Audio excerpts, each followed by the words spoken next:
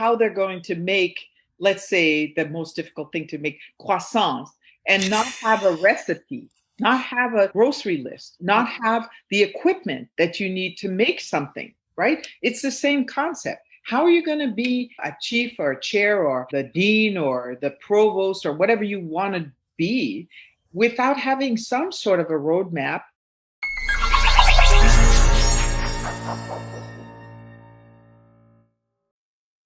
Welcome to DocWorking, the Whole Physician Podcast. My name is Gabriella Dennery MD, co-lead life coach and podcast co-host at DocWorking. For today's episode, I invited my sister, Dr. Phyllis Dennery, chair of the Department of Pediatrics at Brown University, for a wide-ranging conversation on rethinking careers in academic medicine, the progress made, and the challenges ahead. Welcome back to DocWorking, the Whole Physician Podcast. I'm just so excited because we're going to talk about a journey in medicine, in particular a journey in academic medicine with one who really breathes very rarefied air. And I'm going to introduce you to my big sister, Dr. Phyllis Dennery. Let me say it in English, Phyllis A. Dennery. And Phyllis, I'm going to embarrass you first and then welcome you to the podcast by reading your title because I'm just very darn proud of you, and I want everybody to know this.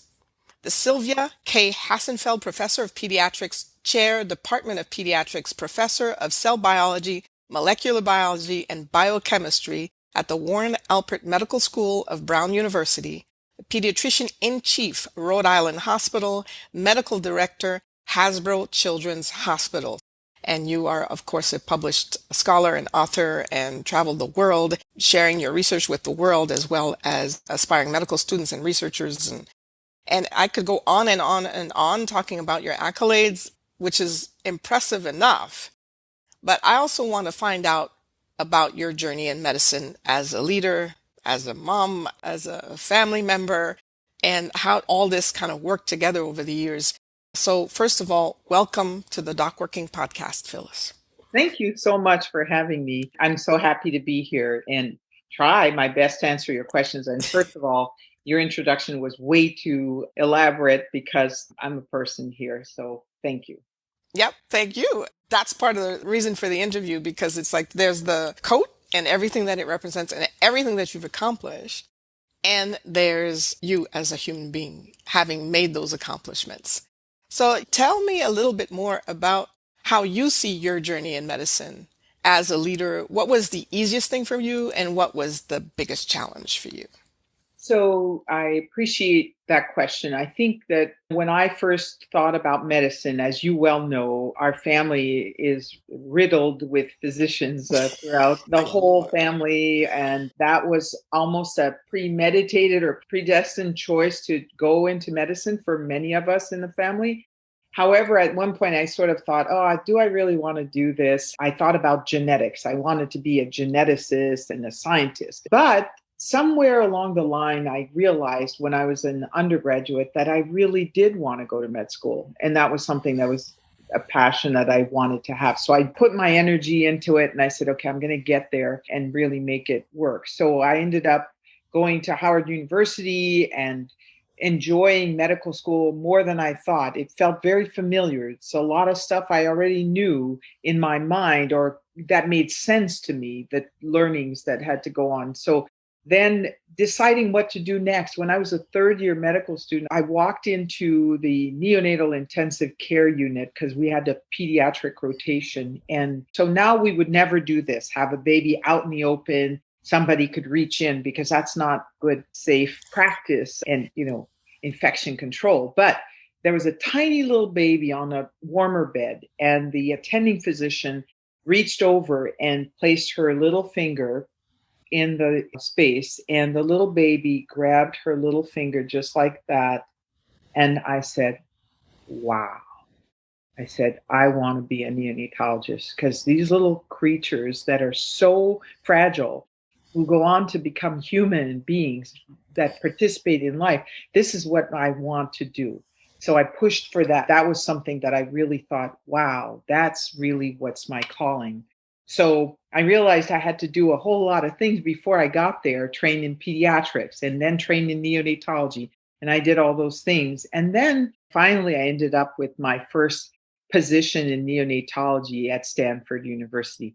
When I got there, I realized how important research was for me. I wanted to understand why these babies had problems with their lungs. What was causing the problems? Was it the oxygen we were giving in order to support them? And I studied that. I'm still studying that for the last 30 plus years. So a strange thing happens in medicine. You are asked to serve as a, physician doing clinical work, doing research, doing whatever you're doing in academia. But all of a sudden people say, well, look, this person is doing so well as a researcher, as a whatever. And they say, oh, she'll be a great leader. Well, I don't know how those two connect, but that's how people see it, that there's a connection between your skills in the lab or in wherever you're doing the research you're doing and you becoming a leader. So I was approached for many leadership opportunities, to become a division director in neonatology. And that's what took me to Children's Hospital of Philadelphia, where I spent the next 12 years after spending 14 years at Stanford, 12 years of my career as the division director in that unit. And of course, then, you spend time there, you develop programs, and that became more fun for me to think of strategically, sorry about the dogs, strategically engaging people and building programs and making things happen and developing other people. How do you help other junior people learn about what their passion is and how they're going to make that passion happen? So I saw it as a way to pay it forward. And then after 12 years doing that, they said, oh, now you got to do more. So I was recruited to be a chair here at Brown University, the chair of pediatrics there. So it's an opportunity to really engage others and to take people and help them see their way through this difficult and complicated path of getting a career that's satisfying and fulfilling. So that's kind of been the journey that I've taken and why I'm where I am. And along the way, building networks, attending meetings where you meet other colleagues who think, oh, she's okay. And then you do more stuff and more stuff and more stuff. Anyway. As far as leadership is concerned, and this is a topic that we talk about at DocWorking, to me it sounds like, okay, well, here, let's grab you for this position or recruit you for this position. Was there a lot of kind of learning as you went? I mean, did you feel like you knew what you were doing right off the bat or? Oh, of course not. So unfortunately, that's what I say is wrong with that system, is that they don't prepare you as much as they should for the opportunity that they're saying you're so good at. They don't know that. But there's a lot of on the job learning, but there are many opportunities now that are much more clear about ways in which people can train to become what they are excited about. So now my journey continues, and it's much more strategic about how do I get to know what am I getting myself into in these next steps and these next opportunities. And so I took a lot of leadership development courses through various national organizations and also locally to better understand what are some of the pitfalls in becoming a leader. You want to be a leader that's inclusive. You want to be a leader that has a way of thinking that helps people and isn't reactive, isn't strident, isn't the many, many things. So there's lessons to learn because we all have our personalities, but sometimes we have to also understand how our personality traits might affect others and make their lives either good or bad. So, Phyllis, what do you think has been the easy parts for you in this journey as you kind of climb the medical ladder? But it sounds almost like not quite coincidence, but that's kind of where you were meant to be and that's where you went. And what were the biggest challenges, do you think? So the easiest things. Okay, let's start with easy, maybe. So I don't know. I remember going to sort of a spiritual person, and she said, "Oh, in the past life, you were a general," and I think I believe that. that was. I I said, "Oh, believe that. this lady knew something about me," but She she sure said did. that that was some in some Roman Empire. Anyway, someone who takes charge. Right. So I said, okay, let's go. Let's do this. Let's do that. So that part was easy. How do you organize things? I feel like my personality is one of being a catalyst and sort of a initiator, someone who gets things started, who thinks creatively about stuff. So that part wasn't so hard. So with the general piece comes the other side of the dark side of being a general is that you're oftentimes hard on people and maybe strident and maybe convinced of your way. And that's been a very important lesson to learn. How do you tell someone how you see things and how to help them grow without destroying them by saying mean things or being hard and assuming that your thoughts around excellence are some things that everyone is prepared for or wants or whatever. So it took a minute to learn that you can't get people excited about anything if you're too hard and you don't give them praise. And that's not something we grew up with in our household. Oh, no, So, that wasn't. you know, We knew the other way, the other general. Yeah. and so I had to learn, how do you add the flowers? Because people cannot respond if they feel berated. It's the same thing for many things, right? If someone is never thought to be good enough, they won't be good enough. So I've learned to fill in some of the flowers and be much more kind and understanding that not everyone also will have the same thoughts about what they want in life as you had when it was your turn. So it's especially relevant for millennials and others where I'm an old boomer. And when I think about life, it's like, yeah, yeah, yeah, drive, drive, drive. Mhm, But that's mhm. not necessarily what others want. This is very interesting because as someone who now deals with a millennial generation of physicians and you're kind of grooming millennial physicians, what do you see that they need, the kind of support that they're looking for, as opposed to what it would be for a physician of your generation or my generation when we would just go no matter what the environment was? What are they looking for? They're looking for time and they want to be remunerated for stuff you're asking them to do. So in my generation, someone said, I want you to serve on this committee and do this extra ton of work and blah, blah, blah. And I'd say, yes, sir, and keep on going. And yes, that's going to be good for me. I could see the benefit of it as a career benefit, saying, oh, this is going to help my career, advance my career. So I'm not looking for money for it. This generation, I've been sort of interested in finding out that they want to know, okay, if I do this much more stuff, what's going to come off my plate?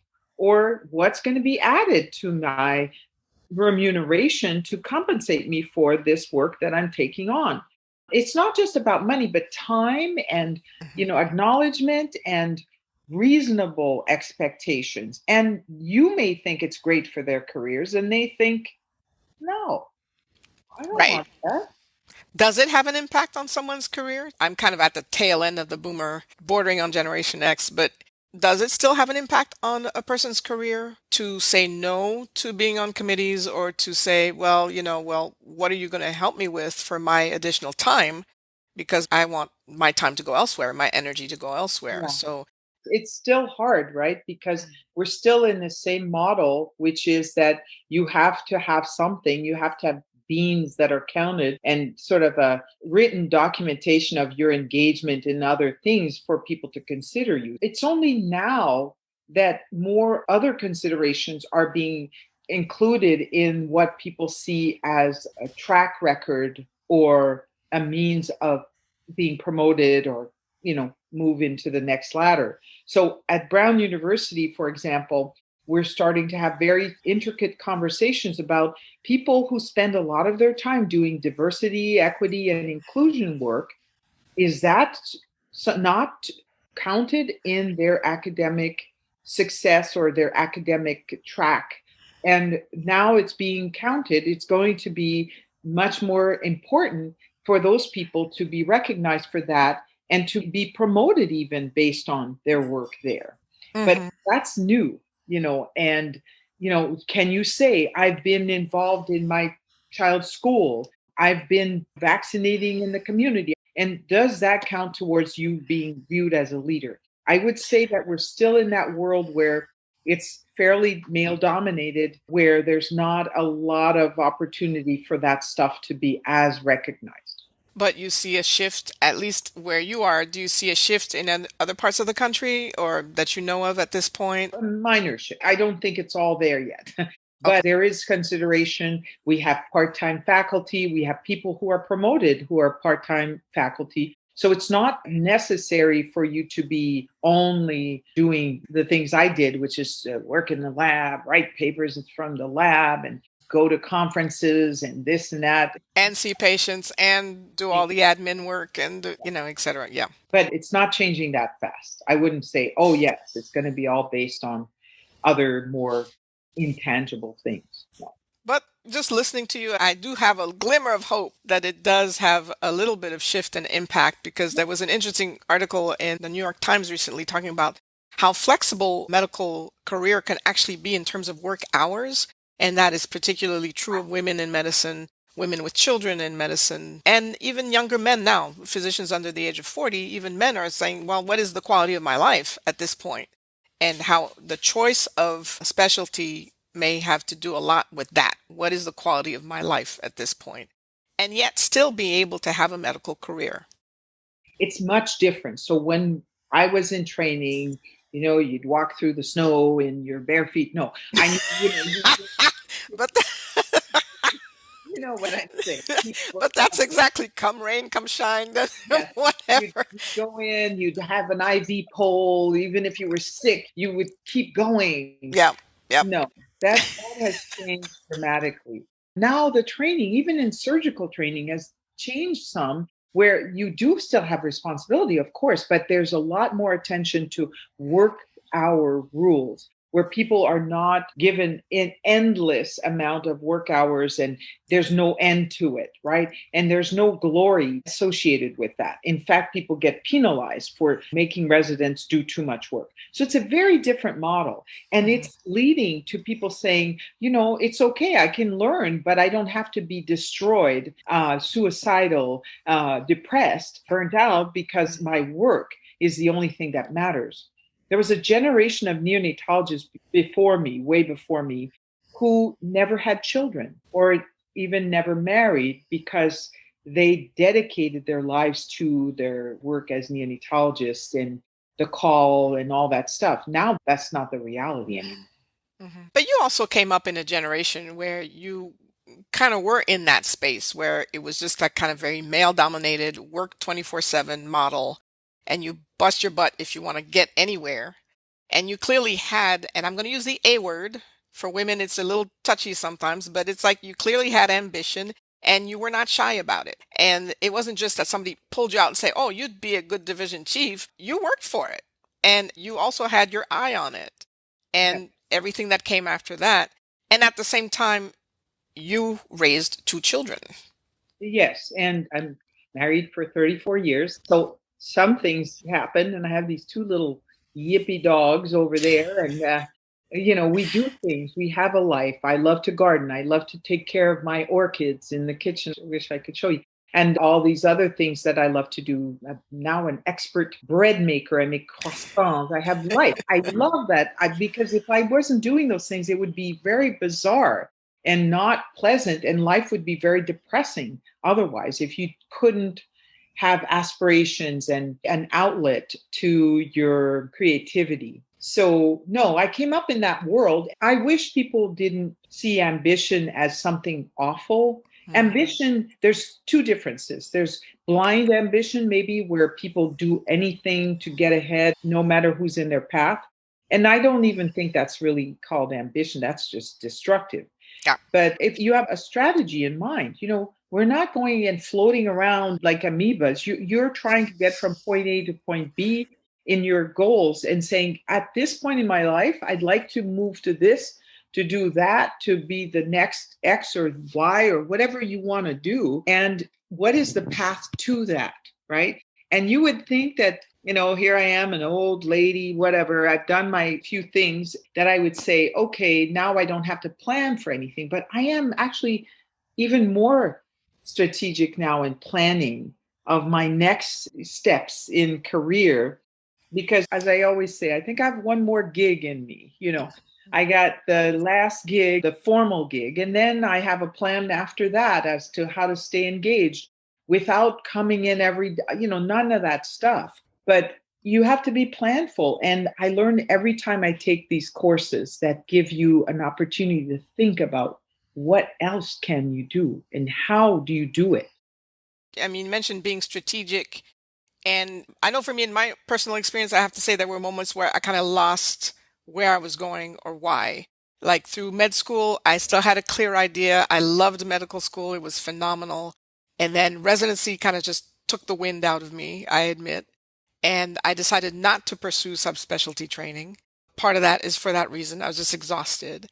But overall, it was just losing track of what the big picture was. Yeah. What was that big picture for me? I didn't know anymore, and I didn't cultivate that. So, what you said about being strategic, to me, it's more like, what are you really going for? And to hold on to what the big picture is for you 10 years from now, 15 years from now. It's not just about what happens today. Yeah, and that's exactly true. So tell me if anyone is able to think of how they're going to make, let's say, the most difficult thing to make, croissants, and not have a recipe, not have a grocery list, not have the equipment that you need to make something, right? It's the same concept. How are you going to be a chief or a chair or the dean or the provost or whatever you want to be without having some sort of a roadmap, some sort of guidance, tutorials, mentors? I still have very, very important mentors who are working with me on a monthly basis. Here I am, I'm the chair of blah, blah, blah. I've been at this for 1,000 years, but I still have people that I refer to every month to say, hey, what do you think? Coaches, mentors, people who say, you can do this, because sometimes you don't feel you can do this, or you're pretty tired and you're pretty exhausted. And you say, I just don't see how I'm going to do this. And someone is your sponsor and says, hey, I've got this young person, this middle-aged person, this whoever person that I can recommend for this committee, for that stuff, for this. I recently took a course on women on boards because, that's something that guys do and they get paid for it. They serve on medical boards, on pharmaceutical boards, on health industry type boards. And it's not an all consuming thing, but that's how these people get ahead and do things and then have a path when they retire where they might have a few gigs that they could do without being at the same job every day doing hard labor. Not to say it's easy, but I learned so much more than the board. I learned about how do you present yourself? What's your image on social media? What are you passionate about? Are you able to give of yourself for volunteer organizations, for things that are dear to your heart? So it's work, but with the right mentors, you can find that path that's right for you. And it may be different than your path, my path, this one's path, but the bottom line is you have to be strategic about it and you have to think it through. It doesn't drop in your lap. No way. Absolutely no way. And that's the thing. I think the whole idea of mentorship and guidance is key because, I mean, medical education in and of itself can be very isolated and isolating. And so, medical education training and how to break out of that habit, I've got to figure out everything myself, do everything myself, which is kind of, to me, in my experience, I don't know about you, but that is kind of what the mentality of the training itself was. But to break out of that, to be able to say, no, I need support. I have questions. I don't know. Let me ask. Let me go find somebody who can answer my questions or who can lead me to somebody else who can answer my questions. And you also mentioned taking classes, taking courses, you know, educating yourself in terms of how the systems work because you learn how to treat patients, but not a whole lot else in terms of the medical trajectory itself. The rest of it really is saying, okay, I need to know more about this and then going for it. Also, I have to add advocating for yourself. So if you think that you will get somewhere by not reaching out to people, I have young students, I have middle people, I have professors reaching out and saying, can you give me a hand on this? Can you help me out? Can you nominate me for this? Sometimes you have to reach out and you have to help the person who's going to do it for you by writing out how wonderful you are, the things you've done, so that they can advocate for you. People are busy. People don't have a whole lot of time to think about what you know right off the top of your head about you. Help people help you. And very true. I mean, if you're nominated for a Grammy or something, it doesn't fall out of the blue. Somebody doesn't knock on the door. You get that campaign going and you advocate for yourself. You nominate yourself or somebody else nominates you and you just go for it. So it's the same process.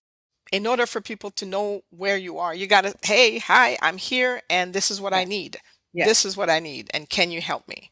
Gone are the days of sitting at the lunch counter and getting discovered. That doesn't exist. You have to help Yeah, discover you, you know? right. So that's it. No, that's excellent. I love that one. You got to go out there and discover you and make sure everybody else discovers you too. And it's not always an easy road. So, Phyllis, I asked you before we started recording, were you the only Black chair at your medical school? And my answer, it can be very simple, yes, but much more in depth would be to say, I really hate the concept of, oh, the first, the only, that stuff, because the whole point is where it becomes irrelevant, where it's just as likely that you or your colleague of color or the woman next to you could be that person versus it just being relegated to men. So right now we're so happy. Oh, there's the first this and the first that. But the reality is it needs to become that it's as normal and as accepted and as common as it needs to be for the population. I mean, what does that mean in terms of your work right now, though? What is your impact, do you think, on young doctors of color who are looking at you and saying, whoa, you know? Well, it's, just my face makes a difference in young people who are looking at a website and say, oh, and they reach out and they say, oh, I'd like to talk to you, work with you, do something with you. It's a bit easier for me to recruit someone who is of color. And so the higher you are in the hierarchy, the more you have impact on who will be there with you. And so it's so much easier for me to recruit someone who is like me, a person of color. I can have much more credibility as a recruiter of these people into my department and saying, it's safe to come here. It's a good place to be. It's a place where you could grow than someone who doesn't represent what I represent. And sometimes they don't come, but one of which, a really brilliant guy, he's now my mentee. He says, I'd like you to mentor me. We meet monthly or every other month to talk about his career path, and I send opportunities his way. So there are ways in which we can, by just being who we are, we can help grow that group so that we are not the only one. And that's my passion, my determination in what I do, is that I feel like, okay, a lot of people talk about, oh, let's diversify the medical school class. Let's diversify this one, that one. Doesn't matter as much, in my opinion, and I could get people all upset, as Probably will. as if you have a leader who represents that diversity, so that now you can keep bringing more residents and students and fellows of color into the mix. So it's not that it doesn't matter to do it from the ground up. A lot of people use that strategy. The question is that pipeline is awfully long and is, quotes, leaky, in that you send people elsewhere too. But if you bring people into leadership, you can make a difference in that culture, because someone gets on their bully pulpit and says, no, we're not going to accept these microaggressions, this very white supremacist educational model where, you don't think about these things, how they affect us and make us feel like we don't necessarily belong. The other day, some white man was talking about how just not having bandages of color can influence a child in thinking outside of the norm. So why aren't we having bandages that are brown and beige and not just white or light? And similarly, when we show a picture of a disease on a white skin, do we now prevent people from seeing and understanding how that disease would look on a brown skin? There's so many things that only people who are thinking about that can help change the medical curriculum, can help broaden people's perspective of disease and of what's the normal. You know, I can play a role as a leader and not feel that I'm going to get reprimanded for saying things that are saying, we don't have enough women in leadership at our university. We have 2 women chairs in the medical school, Hmm. and one is me as a woman of color, but there's just 2. And if you add the biomed, there's maybe 1 or 2 more. So it's very limited when you think about it. So we have Okay. to make a difference there. Because I mean, to me, in any situation, it goes beyond just an inclusion statement. It's like, what are you actually doing about it? Because it's not about what happens today, but it's the impact for years to come. And so I think that that's what your message is right now. Correct me if I'm wrong. No, the message is that, but also the message is that we are good at saying, oh, let's get more people. But do we make it such that they want to be there? And so now, with more emphasis on training and educating people about what constitutes unconscious bias, microaggressions, I just took another course on how to be a mentor for students of color. Well, you would say, oh, you should know that stuff. Well, I don't know all that stuff, but it's very important to understand that there are some situations that may not be relevant to you that apply to others where they feel the pain of not being understood and having to sort of suffer in silence. So we want to make it inclusive and we want to make it equitable as well. Right. And it's two different things because it's okay, you have a numbers game, like getting more people in, and then, okay, well, how do we make sure they're supported? Yes. Because to bring people in and to just say, okay, we have the numbers, bye, see ya, But doesn't help. that is what is driving a lot of things right now. However, the next phase where we're really concentrating on making it an environment where people want to stay, the retention and all that the inclusion and retention piece is the next phase in this process, which I think is beginning. Yeah, I think so too. I think so too.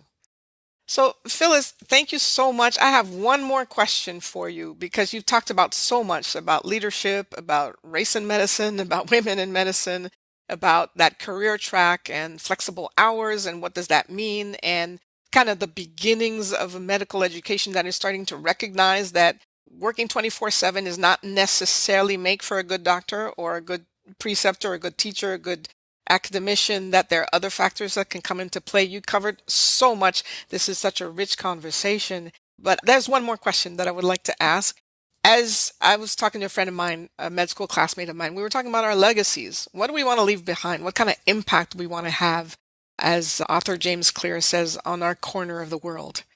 What do you think your impact is, or what you would like it to be on your corner of the world? So for me, the impact would be to make medicine a much more hospitable place for women, for people of color as a whole, and to really embrace the concept that we are there to serve our communities, however we do that. To me, the impact would be to really vision a world where the doctors represent the patients in Mhm. the genders and in the colors and all of that, and really see that that movement is solidified. So, of course, that's not something I was going to do by myself, but that's something I can do along with others and really working on more connection with the community because that's really, really important. The other side of me being that duality, now I'm also a molecular biologist and all that other stuff. uh, yeah, I'd like to make a difference in how babies' lungs are treated and not damaged as we figure out solutions in the laboratory. I'd love to see some of that become reality for the babies, but that's becoming more and more challenging as I have less time to really sit there and do that stuff. But It's a dream, a pipe dream. Yeah, well, maybe not a pipe dream. It's just, I mean, just the ability to continue to dream and to vision and to see, okay, not just what's next for me in terms of my career track, but what kind of imprint I want to leave on the world as I move forward and, as the next generation comes up. Because somebody will always pick up where you left off. And so to be able to leave something to leave off for somebody else to pick up, that I think is important work as well. So no, not at all a pipe dream. And so, Phyllis, thank you so much. This was such an enriching conversation. Not only did I learned so much about you because we just Yeah, we don't. gossip about family and stuff. We Yeah. never really talk about this stuff. So thank you. I'm just like, wow. It's fun to talk to you about these things and in a different environment. And I apologize profusely for the connection, the dogs, but that's part of life, isn't it? So Yeah, thank definitely. Thank you so much for your time. I know you're a busy, busy person. Enjoy the rest of your day, and we'll talk soon. thank you so much. We want to remind you that if you do want coaching support right now, all you have to do is go to docworking.com and you can check out our coaching opportunities for you to get a certified coach who is experienced in working with physicians. Also, if you're not on our newsletter yet, you got to get over to docworking.com today and sign up. That's how you find out about all kinds of offers and resources that we have available to you. So until next time, thanks so much for being with us here on DocWorking, the Whole Physician Podcast.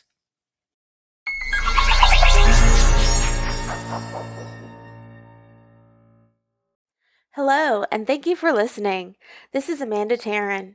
I'm the producer of the DocWorking podcast. If you enjoyed our podcast, please like and subscribe. We would also love it if you checked out our website, which is docworking.com.